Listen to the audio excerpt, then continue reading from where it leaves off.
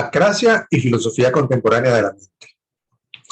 La acrasia es uno de los temas más antiguos de la filosofía, sea que se la entienda como incontinencia en el sentido aristotélico de debilidad del carácter, o en el más contemporáneo de debilidad de la voluntad, enfatizado por Kant, sigue formando parte del lenguaje moral con que se intenta explicar ciertas conductas. Adicionalmente, es uno de los conceptos más habituales de la moral popular y que podríamos incluir en la denominada psicología popular.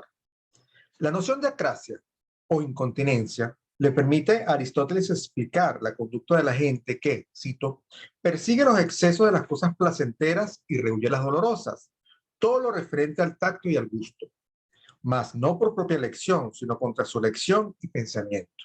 Fin. La acrasia se expresa como debilidad del carácter, pues aunque los sujetos, de nuevo, deliberan, no perseveran en aquello que han decidido por causa de la pasión. Cierro. El incontinente o acrático razona, delibera, pero su debilidad de carácter lo llevaría a no perseverar en fines racionalmente determinados. Es por eso por lo que, según Aristóteles, el acrático tiende a arrepentirse. Sabe que hace lo que no debería hacer. Esta noción de acrasia se mantiene más o menos presente en toda la filosofía antigua, medieval y moderna, e impregna al pensamiento religioso. Pensemos, por ejemplo, en la noción cristiana del pecado. El sujeto pecaría porque sería débil. Peca, aunque en muchos casos conoce la naturaleza del pecado y la conducta virtuosa que no sería pecaminosa, pero su debilidad lo conduciría a ello. La modernidad se apoyó en la noción de voluntad para explicar las conductas de las personas.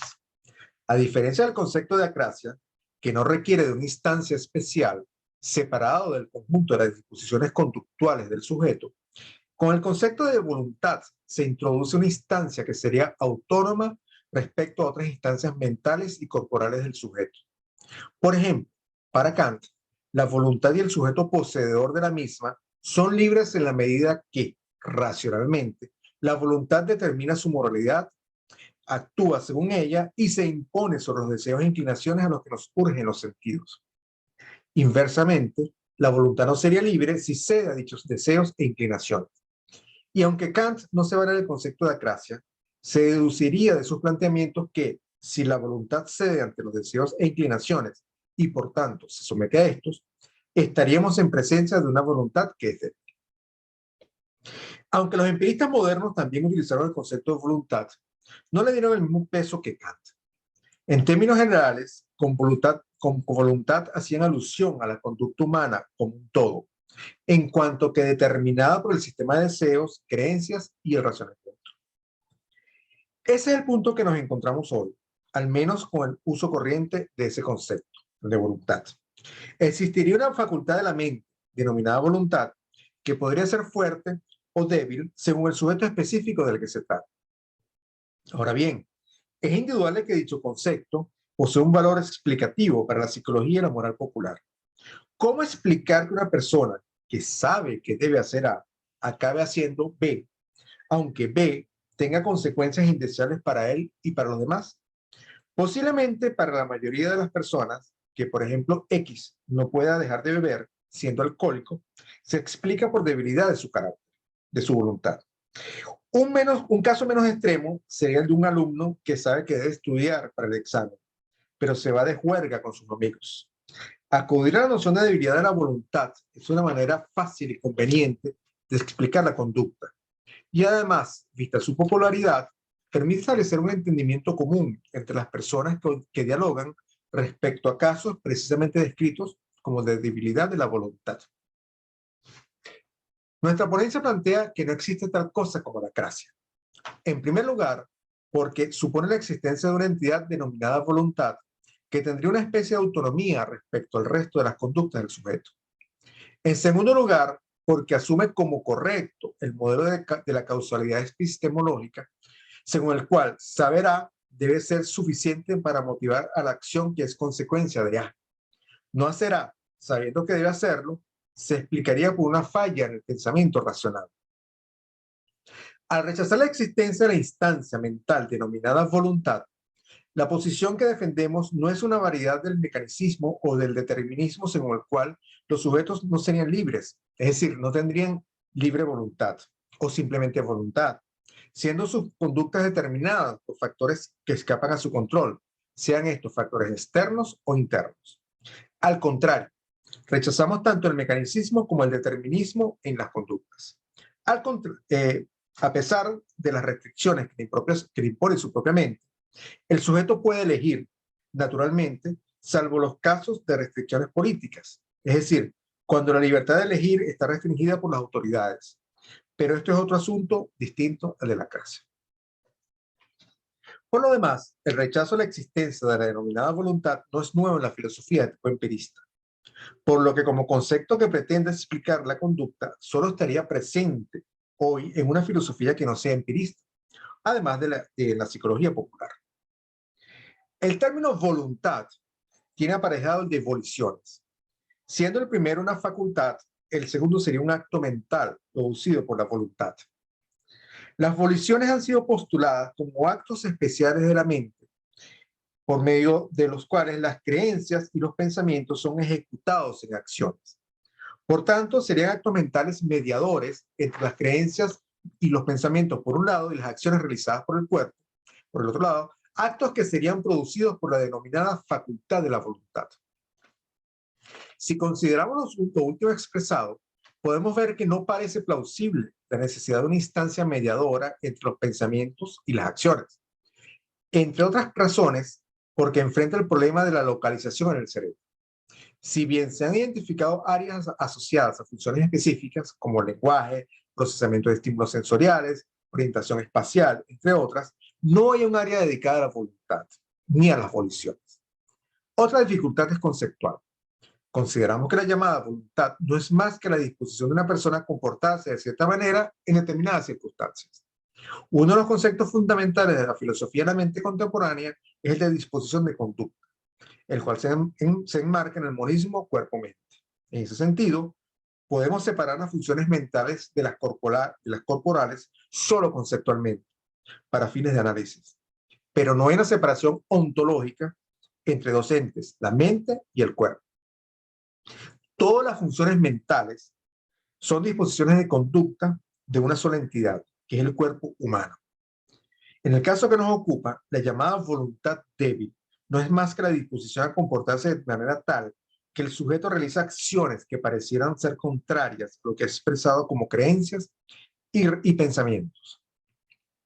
Pero esto no es todo lo que habría que decir respecto a la gracia, puesto que solo estaríamos sustituyendo un término por otro más contemporáneo.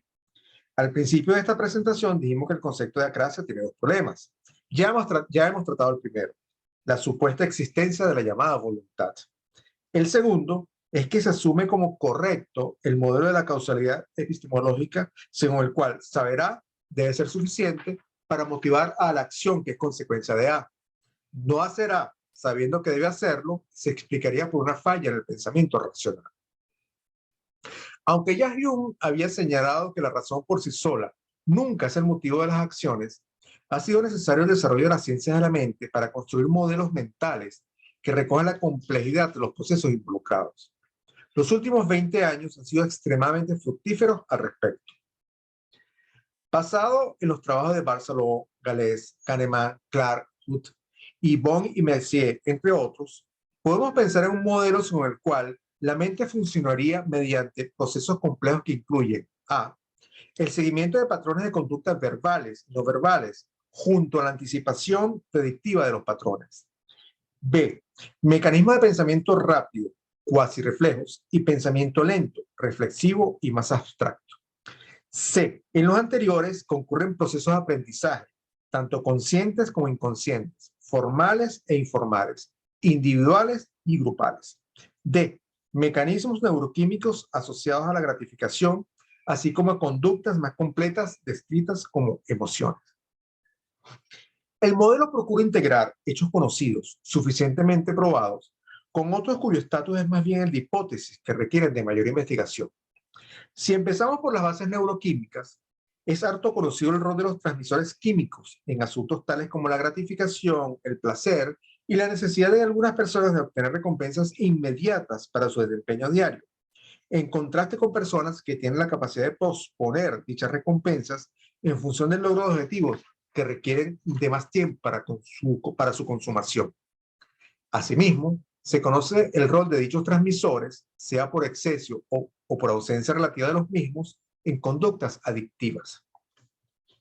También se ha estudiado la enorme capacidad del cerebro en reconocer patrones de conductas, así como anticipar la formación del patrón y de completarlos con elementos de información previamente almacenados. La mente es altamente predictiva. Lo más interesante de este mecanismo es que actúa no solo en la predicción de la conducta propia y de los otros, sino que sería un mecanismo capaz de explicar el funcionamiento del lenguaje y del propio razonamiento. En el caso del razonamiento, también se ha estudiado neurológicamente que suele ser un proceso que ocurre con posterioridad a las respuestas inmediatas, casi automáticas, que las personas producen ante una situación determinada. El razonamiento está asociado a lo que se ha denominado pensamiento lento, el cual se caracteriza por el tiempo y el esfuerzo relativo requerido para su ejecución, respecto al denominado pensamiento rápido, que es el que predomina en la conducta cotidiana. Por último, el modelo integra el hecho conocido de que los procesos de aprendizaje son tanto formales como informales. Esto es, ocurren tanto en espacios destinados al aprendizaje como en la interacción constante del sujeto con el mundo. Y ocurre tanto de forma individual como mediante la interacción con el entorno. Una posición plausible respecto a la explicación de las acciones, como las acráticas, sería: las personas aprenden formal e informalmente patrones de conductas. Estos son mayormente inconscientes. Ante determinada situación, los patrones son reconocidos. Los sistemas cerebrales relevantes son activados, incluyendo el sistema de acciones. La acción ocurre si hay un estímulo suficientemente fuerte o del tipo adecuado para producir la acción involuntaria e inconsciente. Y finalmente, las acciones pueden ser racionalizadas, sea como arrepentimiento o bien como justificación y explicación de la conducta. Una de las consecuencias del modelo es que en la conducta acrática el sujeto efectivamente sabe racionalmente que debería hacer A, pero realiza B porque predominarían otros de los factores anteriormente indicados.